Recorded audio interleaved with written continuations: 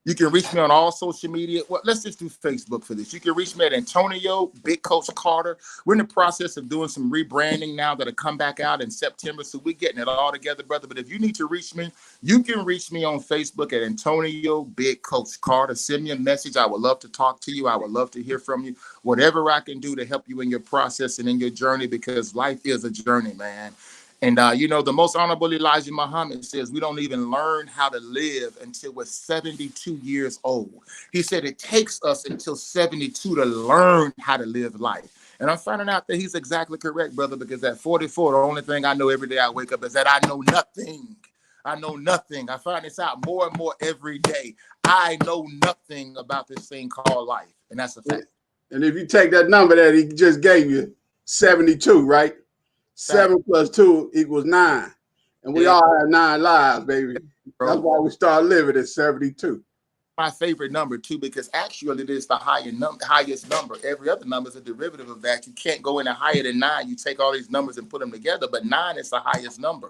And Most Honorable Elijah Muhammad teaches that also. But you can also reach me on the phone, 706-405-5304.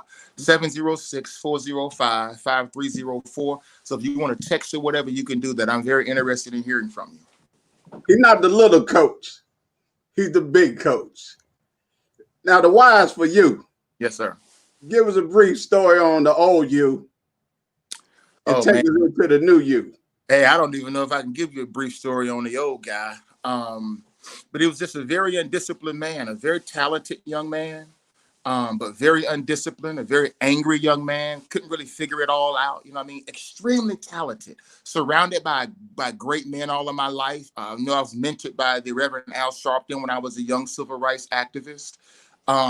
Just always around these people and in places where I had a lot of access, but possibly or perhaps not actually knowing how to use that access to people, so on and so forth. One of the things I kick myself for now is that as Reverend Sharpton was mentoring me and I was a young man, I never asked him for more. I never asked him, Rev, can you actually mentor me a little more? And I had all kind of access to him at that time. You know what I'm saying? He was running for president at that time. I brought him here to Columbus, Georgia, but I failed to ask him, Rev, can you pour some more of yourself into me? And if I had the opportunity today, knowing what I know now, as a 25-year-old young man, having that kind of access to a man that's running for president and a national civil rights icon, I would simply look at him and say, hey, Rev, I need you to teach me how to do this as I get older and as I grow.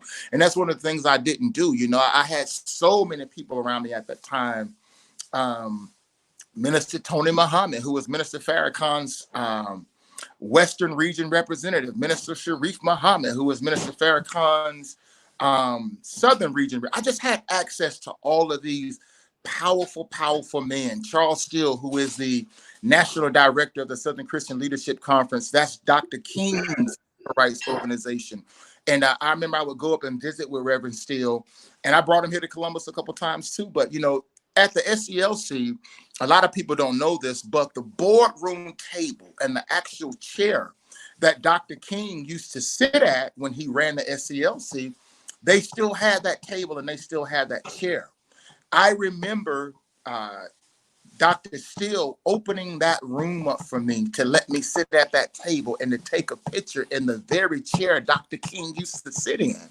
I had that kind of access to people, you know what I mean? So listen, the one thing you have to do right now in your life, you have to realize that you're going to die one day. You're going to leave this planet. And you have to ask yourself, and this is the one thing I did. I took a very, very good look in the mirror. I had all these bad relationships with various women over the years, so on and so forth. But I stopped one day, November 17, 2018. Had been 1 year to the day I lost my job, and I lost my son to prison in September of that year. I essentially lost my mind over that month, and they fired me about a month later. I couldn't conceive how I had lost my own son to prison, but I wasn't a very diligent father. I was busy running the street, chasing women, so on and so forth, when I should have been in my boys' lives. You feel me? So I was really struggling with it at the time that I had lost my son to prison. So I stood in the mirror one day. It had been 1 year to the day I lost my job, and about 13 months to the day I lost my son to prison. And I was pretty much suicidal. I really was. I was overweight. I was almost 400 pounds. I wasn't working. I couldn't keep my carpet cleaning van running. Lost my son to prison. Man, I just had all of these things on me, all of this pressure on me. And I looked in the mirror that morning. I'll never forget. I said to myself, man, look how far you've fallen, young man. I lost everything, cars, all my money blew. Had a very, very good job, made almost $100,000 a year. Had blown all of my money. You know what I mean? Everything was gone. I had all this nice jewelry. I had lost everything, man. Everything except my unconquerable soul. That's all I had left was my unconquerable soul. So I got up, I looked in the mirror. I said, man, is this really the guy you want to be remembered as? I mean, is this really you? You know what I mean? Is this really the guy that when people talk about you 20 years from now, is this the guy you really want them to remember? Undisciplined, womanizer, cheater, liar, abuser, just all of these things I could think about myself, right? I got up the very next morning at 5 o'clock because I knew that if I was going to change my life, the first thing I had to do is I had to lose the weight. I say, no way in the world anybody listens to me telling them anything when I look like a walking ball of death myself. I wasn't very healthy. My belly was all over my waistline. So the very first thing I committed myself to do was losing the weight so I looked like a man that had recovered. You know what I mean? I looked like a man that had redeemed himself. So I woke up at 5 o'clock the very next morning, and I have not stopped since then, brother. I am on this inevitable path of this vision of this man I have in my mind of who I can become. And before they lay me in the casket, I'm going to bring him into fruition, brother. I'm going to do it. And that is an absolute fact.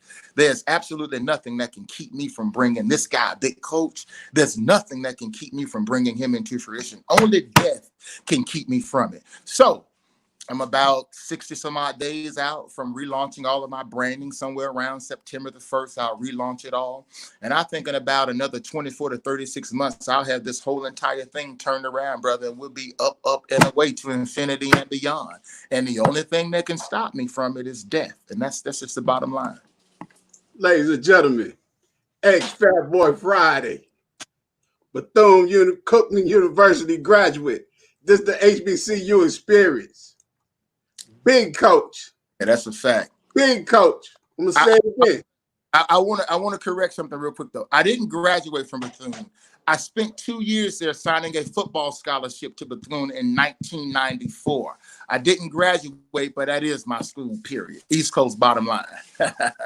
But listen, he went to Bethune-Cookman University.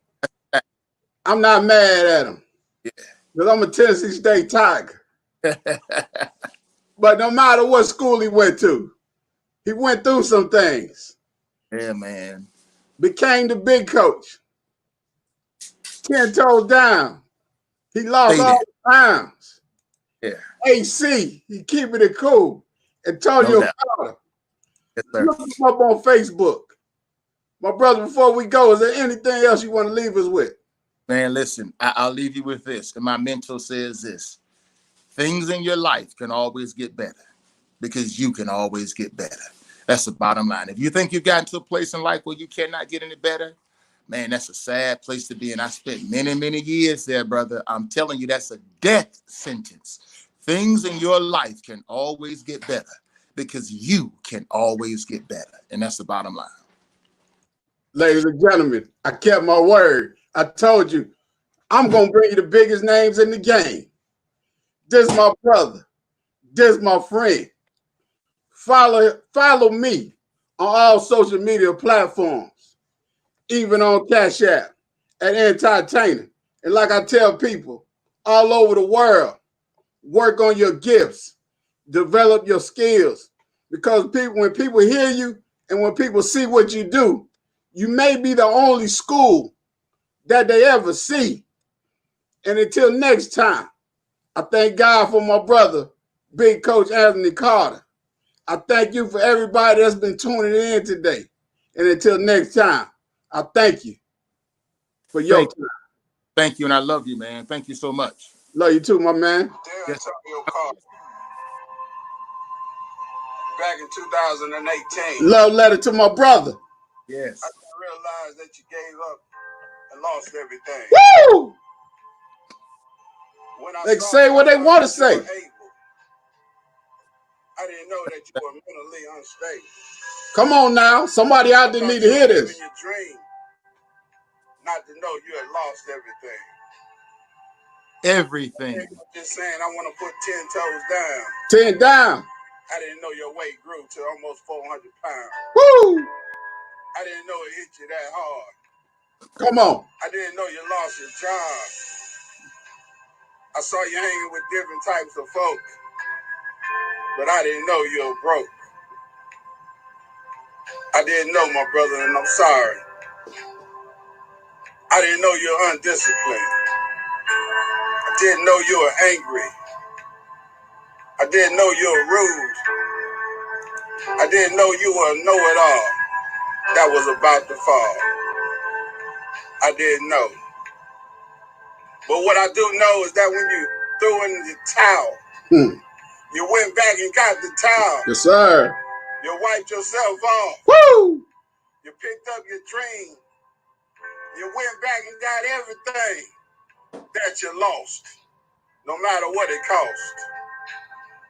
And what I do know is that you are here to inspire.